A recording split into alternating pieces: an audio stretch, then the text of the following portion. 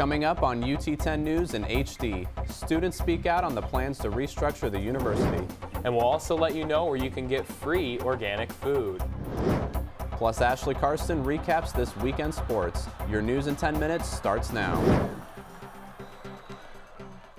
Thanks for joining us. I'm Corey Bishop. And I'm Paul Webb. The restructuring of UT continues to be a discussion on campus.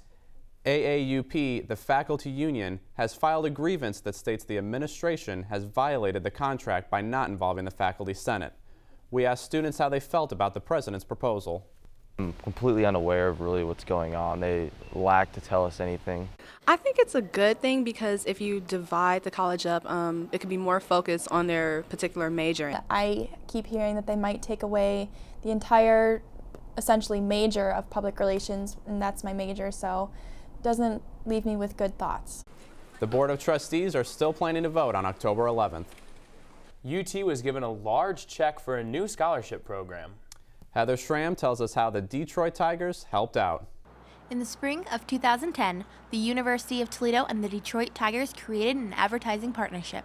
The Tigers took that partnership a step further and agreed that for every strikeout pitch during the 2010 season, they would donate $100 to UT's new Scholarly Savings Account program.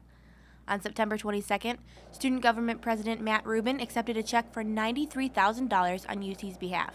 I think it's a great benefit. It's almost $100,000, and that's a lot of money. And it's also great to build those relationships with people like the Detroit Tigers.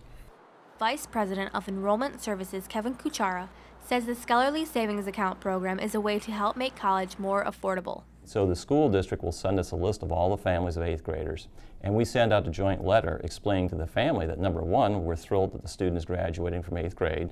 We're going to make an initial scholarship deposit of $2,000 to congratulate them. If students maintain GPA requirements throughout high school, they can earn up to $10,000 towards their continued education at UT. I'm Heather Schramm for UT 10 News. The main campus medical center has changed its hours. The extended hours are now 5 to 8:30, Monday through Thursday. This change will allow students to walk in or schedule an appointment later in the evening. Our new hours cater strictly to students. We did that primarily to offer some flexibility in student scheduling. If you would like to schedule an appointment, contact 419-530-3451. An engineering fraternity used the childhood pastime to raise money for charity. My fellow anchor went to the event to see what it was all about. I'm here with Theta Tau at the 17th annual Teetering for Tots event, where members from the fraternity will totter for 24 hours straight. Theta Tau tottered from 7 p.m. Friday to 7 p.m. Saturday at the Glass Bowl to raise money for a good cause. And the Sunshine Foundation works to support families of those with disabilities, and this is a way of bringing all our fraternity together for this great cause. The proceeds raised will go to benefit the Community Erect program, which helps bring families and individuals together. It's a way to get them out of the house, get them involved with the outside world, meet new people, and really feel like they're a part of something. For UT 10 News, I'm Corey Bishop. The fraternity was able to raise $1,253 this weekend. The Down Syndrome Association of Greater Toledo held its 9th annual Buddy Walk on Sunday morning. Friends and families across the Toledo area gathered at Rocket Hall for the mile-long walk around campus. Over 1,000 people braved the chilly temperatures to show their support and raise money for the DSAGT. The director of this year's Buddy Walk, Patricia Soto, says why this event is so important. That it's awareness and inclusion of these children with Down syndrome, that they belong, that we want to include them in everything that we do in our daily lives.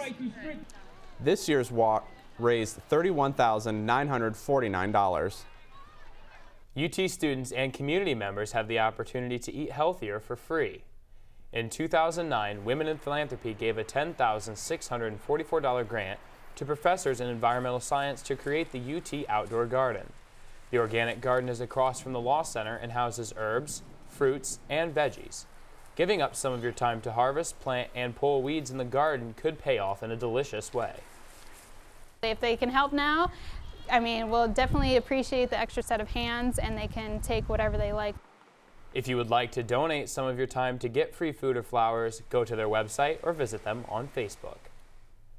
From flowers to floats, UT celebrated its oldest tradition. The 77th annual homecoming kicked off last week with a bang. Events ranged from the traditional car smashing to the bonfire. On Saturday, Pike and Aopai won this year's float contest, and Alex Wise and Stephanie Gergel were crowned as king and queen. The week ended with the Rockets taking on the Wyoming Cowboys in the Glass Bowl.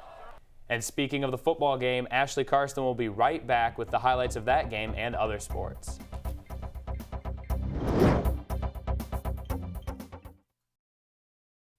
When seeking medical care, patients and their families should feel respect and compassion from their physician and hospital. At UT Medical Center, we believe in practicing university quality care. With more than 100 programs designed for convenience and comfort, patients can count on us to respond to their needs, treat them with dignity, and give them a voice in their care. To learn more, visit utmatters.com.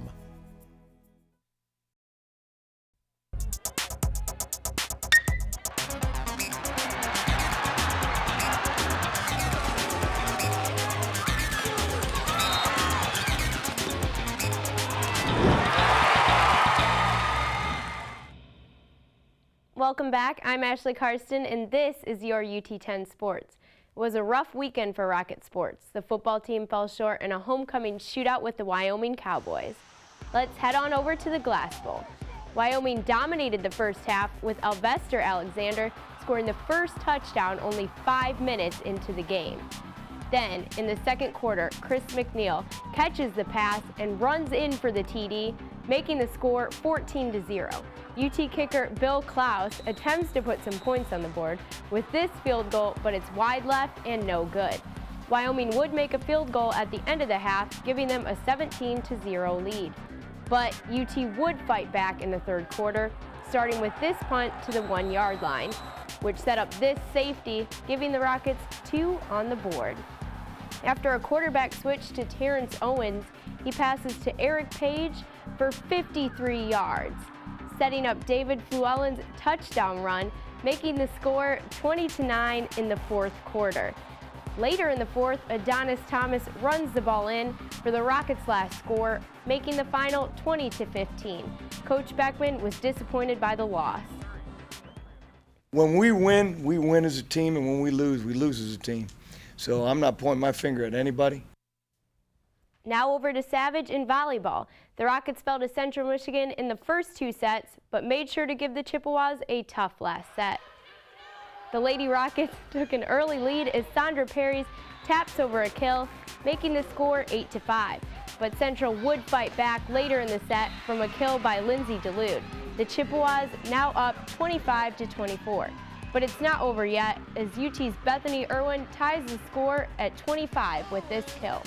However, Central takes the battle with a final kill by Katie Schuett, ending the game with a score of 27-25 and sweeping the Rockets in all 3 sets.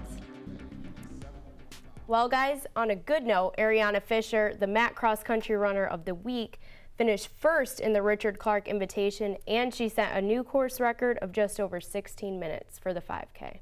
That's just over 5 minutes a mile.